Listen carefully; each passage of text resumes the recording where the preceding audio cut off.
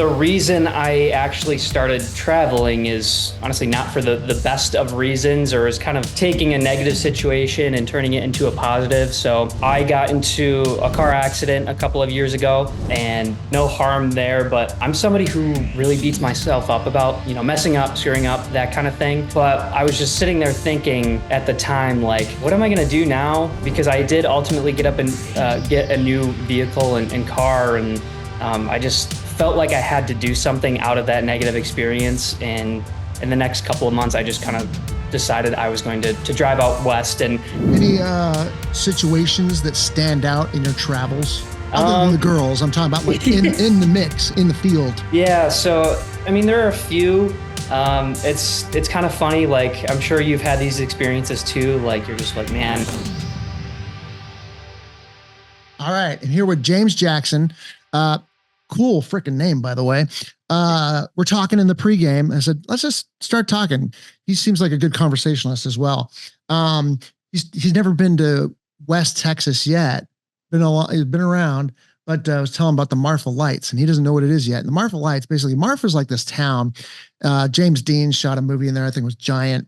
And that's the only thing the town's really famous for. Other than it's like Beverly Hills went out to the middle of nowhere in Texas, where you can get like an $18 bar of soap, and Prada has a store there. It's just the weirdest thing you've ever seen. So that's Marfa. And then there's the Marfa Lights, where moving lights at night, you go at this certain designated area, and these trippy UFO lights, no one can explain it. I can't explain it. I think it's gases. I don't know what it is. Everybody says it's something weird, but those are Marfa Lights. And so you're in for a real treat, because this guy's James has gone over a lot of places. So I just wanted to kind of start off the show telling you about that. Yeah. Well, again, super excited to be on here, Michael. Thanks again for having me, and looking forward to a pretty cool conversation. As you mentioned, I'm not familiar with the Marfa Lights whatsoever. So I'm glad I got to figure out what that is now. And then like you said, we were planning or we're talking a little bit beforehand about just some things, and I'm planning a trip and going to be heading out that way probably in the next couple of months. So something I'll have to add to the list here. Let's go to the origin of things. Let's find out who you are, how'd you get started, and what you're doing now. Did your mom and dad, were they outdoor people or photographer? Tell us a little about yourself. Yeah. So I guess, growing up, I wouldn't necessarily consider myself to be like, this wicked outdoorsman. My family and I, camped here and there. I'm a huge fisherman. So, there's some ties there, but in terms of just like, being out in the wilderness, I wouldn't necessarily say I'm somebody who you could put out there and expect to like survive for a couple of weeks, as much as I'd like to say that. But my interests of just nature and being outside kind of originated from being somebody who's super into fitness. And I do see that there's quite a few ties with that. I've come to really enjoy hiking, mainly because it's such a good workout in itself. And then on top of that, you put the travel things into it, and then, you're in pretty cool places, burning some calories, and ultimately just, in for a great experience. So I've been trying to build on top of that, becoming an outdoorsman, backpacking, hiking, as I mentioned, things like that. But it's been a lot of fun, especially over the last couple of years here. How did you start this? How did you really say, hey, look, I'm going to put my flag up here and say, this is what I'm going to do? Like, and tell us what did you start to do? Yeah. So the premise behind kind of the outdoorsy piece of me would be stemming from travel. And the reason I actually started traveling is honestly not for the best of reasons, or is kind of taking a negative situation and turning it into a positive. So I got into a car accident a couple of years ago. And everybody was okay. I will put that out there. No harm there, but I'm somebody who really beats myself up about, messing up, screwing up, that kind of thing. But I was just sitting there thinking at the time, like, what am I going to do now? Because I did ultimately get up and get a new vehicle and car. And I just felt like I had to do something out of that negative experience. And in the next couple of months, I just kind of decided I was going to drive out west. And I'm from upstate New York, and, really haven't been out, much past the Mississippi. So I decided I was going to go travel, go explore national parks and just kind of see where the wind takes me. You see, go to the John Muir Trail. Getting there. Yeah, that's definitely on the bucket list. Now, how about now out your side is the Appalachian Trail? Yeah. I've been through the Smokies and the Blue Ridges a little bit. Just Great Smoky Mountains National Park, and then a little bit in Virginia. But I would love to do like the whole trek up the East Coast. That would be sweet. Yeah. Now have you monetized this venture? Not quite. You got like a following. You got like, it's doing well, right? It's growing. Yeah, it's kind of just been like a fun little project. I haven't necessarily capitalized on, the ventures quite yet. I'm just kind of taking it step by step, and it's still new to me. Like I just started my account, which is Wandering Weights, last summer. So like July of 2023. You just started that like how long ago? About, I guess that'd be 6 or 7 months ago. How many followers do you have? About 24,000. That's a lot for like just start, because what is it? The fitness stuff hits best, or what does the best? It's unique. So I think one of the biggest reasons that it did get a lot of traction is because, again, I'm very into fitness. I love lifting weights, but I wouldn't say everybody in the hiking community necessarily is into fitness as much as that, or like at least strength training. So I will take out weights and resistance bands and go on these hikes. And I think it's just something that people aren't really used to, or not used to seeing, but it's fun for me just because it adds an extra challenge to like the hikes. Like carrying dumbbells out in the woods is not easy, I'll tell you. And I'll say I can really only do that for a couple of miles, but the longer hikes, I love taking the resistance bands and then just kind of doing a little bit of workout on a summit or at a waterfall, or, any cool location. So it's different, but it's definitely just been a fun little project on my end. You've done that, and you do that up in the Rochester area? Yeah, there's quite a few state parks around here. Nothing crazy like out west, like I've seen, but it is nice to, take advantage of what's home and try and just getting out as much as you can. Since you started this, speaking of crazy, what I always like to ask, since you started this, anything crazy, anything that stands out? Like it was like, well, that's unusual. Women calling you up, going to private message you, like, "Hi, James." It's kind of funny that you say that.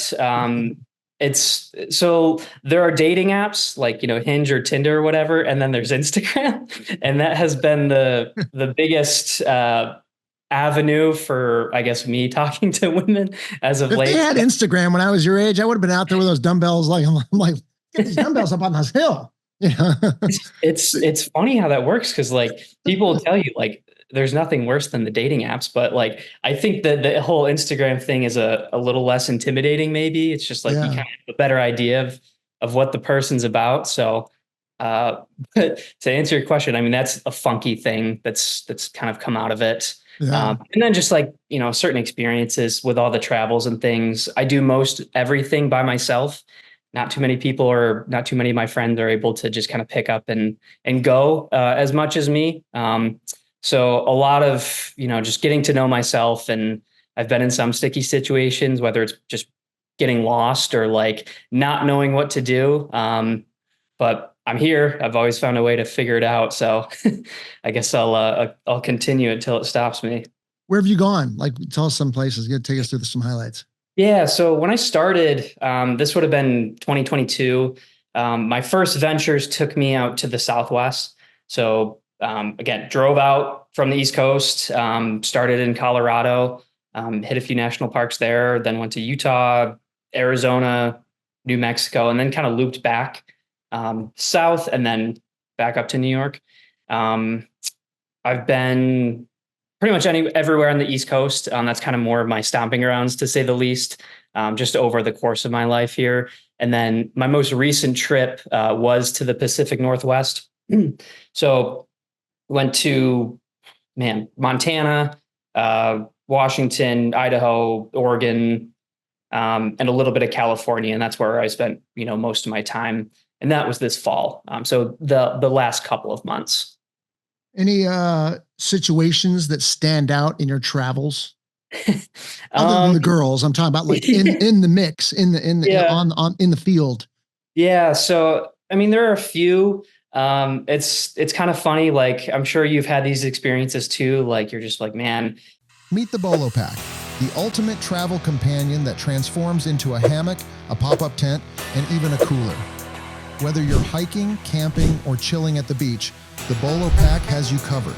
First up, the Bolo Pack is a sleek, compact backpack, perfect for day trips or long adventures. Need a break? With a simple pull, the Bolo Pack transforms into a relaxing hammock, perfect for catching your breath during hikes. Planning to spend the night? The Bolo Pack also converts into a pop-up tent, giving you shelter wherever you go. And the best part? The Bolo Pack doubles as a cooler, keeping your food and drinks fresh for hours. Let me show you how easy it is to switch between modes. First, the hammock. Just a few simple steps, and you're ready to relax. Next, the pop-up tent for quick shelter setup. And finally, the cooler function, ensuring you stay refreshed on the go. From day hikes to weekend getaways, the Bolo Pack adapts to your needs. Whether you're chilling, camping, or keeping your snacks cool, ready to upgrade your travel game? Get your Bolo Pack today and take your adventures to the next level. Link in the description. if I die, like my parents are going to kill me. Like that's the first thought that comes into my head, which is it's just funny because that's pretty contradicting in itself. But whenever I do find a new place to go or to hike, I basically just Google the hardest hike, which I like a challenge. It's always fun. So one of the first ones, like in my initial trip, was to Arches National Park. And I think it was like Devil's Garden or something. It wasn't crazy. It was like, I don't know, maybe an 8 mile loop or something like that. Minimal elevation gain, but I didn't bring that much water. And you know, it's the desert, so it was pretty hot and warm. So I'm out there however many miles, and it's not a very popular trail, so I didn't see too many people. And it wasn't well marked, which was the killer for me. So I ventured like a couple miles off the trail, and no cell service, didn't really have a map. So I was just like, well, I've got like 2 hours of daylight left. I got to figure something out. So I basically just, you know, went back the way I came, and I did get stuck for a little bit because there was some climbing to do, which led me to an area where I just had to climb myself back out. And luckily I have some upper body strength, which led me to be able to climb out of there. But it's just, it was an interesting experience. I did make it out, but it was just kind of concerning with my lack of resources at the time. Like I've been in those situations before, but I've had like, you know, ample water and food. That was a different one where I was just like, man, I can't spend that much more time out here. Yeah. I mean, well, water is the number one thing. You know, I mean, if you don't have water, Yeah, you can, you know, you can go with food for a few days or without food for a few days, be fine. But water is a different story. Yeah. Were you seeing that's kind of like, not to plug ourselves, but that's why we made the Bolo tarp Yeah. with a drain on it, because, you know, in the chance that it rains and you're not sitting out there with a canteen, you know, you can collect water and drain it. But you know, did you start seeing the white horse fly? That's like the white horse fly.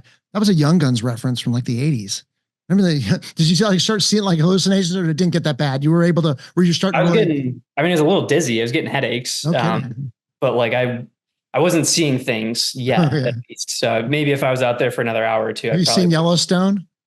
I watched the first couple episodes. Okay. All right. So there's one where the son, he goes off into like, you know, off into an Indian, expedition by himself, and can't have water.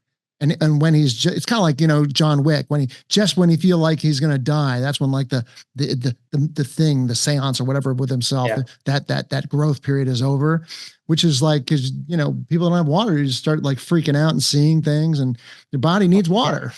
Exactly. And it's a sticky situation to be in. It's crazy. Like once you get to that point, and I mean, obviously here, like I said, but it's just always interesting to like be in those types of situations. What's going on with you right now? Where's the next expedition? Yeah, so I've kind of been hitting the storyboard or the drawing board here. So as I mentioned, again, upstate New York, it's cold. It's January right now, not very nice. In the next couple of weeks, probably middle of February, I'm going to head straight south down to Florida. Couple of national parks down in the Miami area. So Everglades, Biscayne, and Dry Tortugas. So I'll spend a few weeks there. And then this trip is actually going to be pretty extensive. I'll kind of make my way back south and travel west. So the idea would be able to go over all the way to California, but stopping here and there throughout the way. And again, most of my travels consist of visiting the national parks. I'm about halfway done with them. So there's just a few left that I have to do in the lower 48. And then most of them will be like Alaska and Hawaii, but hoping to spend the next couple of months, primarily out west again after the trip to Florida. You ever get lonely or get quiet, stretches of quietness? I think the best way to combat that is just keep yourself busy. Like if you're just kind of sitting there, whether it's like at a hotel or Airbnb or just camping, you might have those feelings, but I've developed this project with the social media stuff. So I'm just constantly filming and, thinking of ideas. Like it's kind of become an obsession at this point. Yeah. I haven't had those, lonely thoughts creep onto me just yet. So I guess that's a good thing. Yeah, that'll keep you busy. I mean, your growth is so fast too, or pretty fast. So, you're going to areas, you're working in your photography. Is that what's on the horizon? Is that the plan in the immediate future? Grow that, influence, and then start to, who knows, maybe Bolotor will be, but get other brands, to like, kind of like, sponsor you and then grow it from there. Photography, or what's the long-term view look like? Yeah, that would absolutely be the dream. I just have so much fun doing this stuff, and essentially right now it's just a hobby, but if I were able to do this for, an everyday type of thing as a job, I'd be pretty happy. So that's definitely the goal. And maybe I'm able to develop some guides and digital products as well on top of that, and just kind of develop the streams of income through it, because I don't necessarily want to have a desk job for the rest of my life. That's not in the cards for me. I can guarantee that. Right. So long term, super long term. Do you have ideas about that, or you're still a young guy, but what's when you look down, 5, 10, 15, I'm a personal development guy also, so I kind of think like that. I love it. Yeah. What about you? That's a really good question. So I'm in my mid-20s right now. I really don't have that many responsibilities, which is, fun. It's Right. fun to have this adventurous lifestyle. And I think I do want to keep it, as long as I can, before, necessarily settling down anywhere. But who knows, maybe it's just, something I continue with anyways. I kind of have this vision, if you want to go really long term. Yeah. So like when I'm old and gray, and this is just a dream, more of a vision, if anything. I kind of think about just having like all of this folklore, like from my travels, and like, it's not just going to be the United States, it's going to be the entire world. And, talk about all the summits I've peaked, and, the places I've been to, the cultural experiences. Like I just envision myself being a man that has just developed wisdom, like surrounding that type of category. So kind of vague, like I don't necessarily like have the points there, but I'm just thinking like, that's at the end of my life, that's where I want to be. I love that. That's very Zen-like. That's, forgive me guys, because I'm always quoting Kane from Kung Fu. That shows you when I was a kid, that shows you how old I am. It's referenced though in a Tarantino movie, like in Pulp Fiction, because that's, I talk about with stand-up comedians because they're constantly wandering the earth. But I think that, that's a noble quest to like wander the earth, searching for a higher consciousness. What more can you ask for that? Because that's all really matters at the end, is like a consciousness level of happiness, and contentment. Not that you ever reach like the top summit of like Everest, for that. Right. But then striving for that, to quote one last movie, Watanabe, the actor that was in Last Samurai, who said, you could search for the perfect blossom flower your whole life, and it would not be a wasted life. It's all the journey. It's right. The journey. So that's a romantic quest that you're on right now, and your trajectory is great. So you'll be able to to monetize, and then you'll be able to make it happen. It's you probably could do it right now with, but you're getting close. So, absolute pleasure to talk to you. Tell everybody how they could find out more about you. Yeah, absolutely. So my social handle is wandering.weights, all platforms, Instagram, YouTube, TikTok, all that stuff. I do have a website too, wanderingweights.com. So feel free to check me out on either one. Happy to connect as always, but yeah, thanks again, Michael. It's been a pleasure being on your show here. If I was going to do what you're doing, going out, and make it a full-time thing, I would always be like, cause I like to work out every day, I'd be like, where can I go work out? So you're mixing in the two. Granted, you don't have a pec deck sitting there on top of a mountain, but I'm sure there's like, One day. I bet you're a member of 24-hour fitness. Is that the one that's all across the country? So yeah, I have a few different memberships. So I'm LA.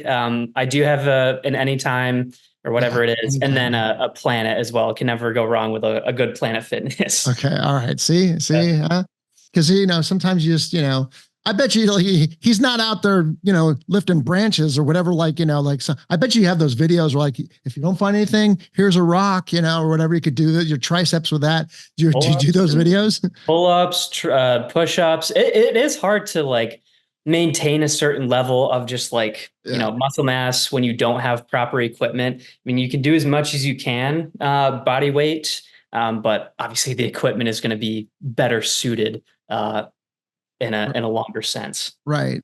Last note I'll say on a celebrity note, Schwarzenegger was just talking about, he's like, in the 80s, 70s or 80s, guys would keep quiet. Like Clint Eastwood would say, I don't tell people that I work out. He's like, but these guys are working out every day. Cause in those days you say, no, this is just natural. I don't work out, Look, there's no way that you can look, totally in shape as some people do without doing a daily, regimen. It's just, so, I think that's okay to say, that you're working out outside of the, all the other, lifestyle activities that you're doing. Yeah. Yeah, absolutely. To maintain that certain level, you have to, just have the consistency. You're not going to get that just doing the things outside, as much as, or as cool as that would be to do and to be able to accomplish. You got to get in the gym to just, maintain a healthy lifestyle in that sense. If you do want to just focus on strength training, cardio is a different story, I'd say. Well, I like it. You created your own lane, man. You're out there in the wilderness, and you're combining it with fitness, mixing a little bit with the chocolate with the peanut butter. And hey, look, you made Reese's. So absolute awesome. Thank you so much for sharing. Yeah. Appreciate it. Again, thanks so much, Michael. Pleasure. Thanks for joining us. Gear up for your next adventure and head over to Bolotor.com to check out the amazing Bolo Pack and their other innovative outdoor gear. Catch you next time.